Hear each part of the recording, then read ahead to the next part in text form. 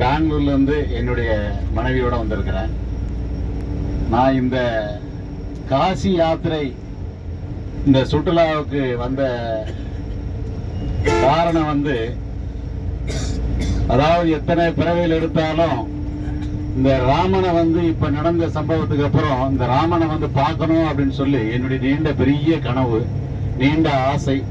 இதை நான் என்னுடைய மனைவியிட பலமுறை சொல்லியிருக்கிறேன். இதை போய் இந்த பாலராமனை போய் பார்த்து வந்ததுக்கு அப்புறம் தான் நமக்கு ஒரு திருப்தியான ஒரு மன நிறைவான ஒரு இது கிடைக்கணும். அப்படின்னம்னா நம்ம இந்துவா பிறந்திருந்தோம்னா இதை ஒரு முறை பார்த்து நம்ம தரிசனம் பண்ணிட்டு வரணும் அப்படின்னு சொல்லி என்னுடைய நீண்ட கால கனவு நிறைவேறி இருக்குது.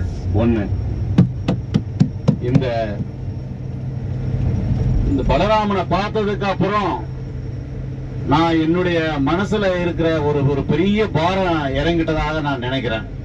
இந்த சுற்றுலாவுக்கு வந்த காரணம் நான் இந்த பலராமனை பார்க்க வந்ததுதான் முதல் காரணம்.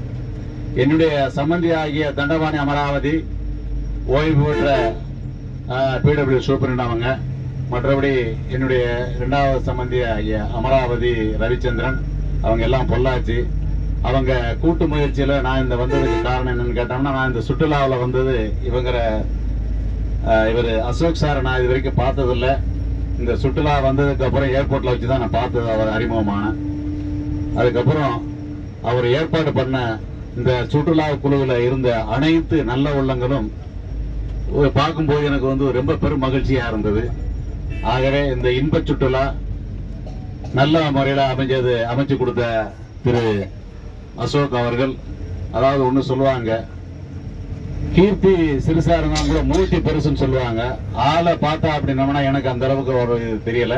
ஆனா அவருடைய பேச்சு திறமை, அவருடைய பணித்திறமை மற்றும் அவர் செயல்பட்ட விதம், நம்மளை உபசரிச்ச ஒரு அன்பு, அவருடைய புன்முருளான ஒரு புன்னகை, எல்லாருமே அவரை பத்தி எல்லாருக்கும் பிடிச்சிருக்குன்னு நினைக்கிறேன்.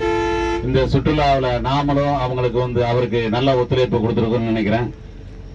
அது போக இந்த காட்டுலையும் நமக்கு தகுந்த மாதிரி உணவுகளை சமைச்சு கொடுத்து இன்னைக்கு கடைசி வரைக்கும் இந்த ஒரு வனத்துல அவர் காலையில செஞ்ச ஒரு நல்ல ஒரு சாம்பார், பொங்கல், வடையும் கொடுத்து அடுத்து நம்மளை விமான நிலையம் வரைக்கும் நம்மளை வரவேற்பு அனுப்பி வைக்கிறதுக்கு உண்டான முயற்சியை செஞ்சிருக்கிறார்கள்.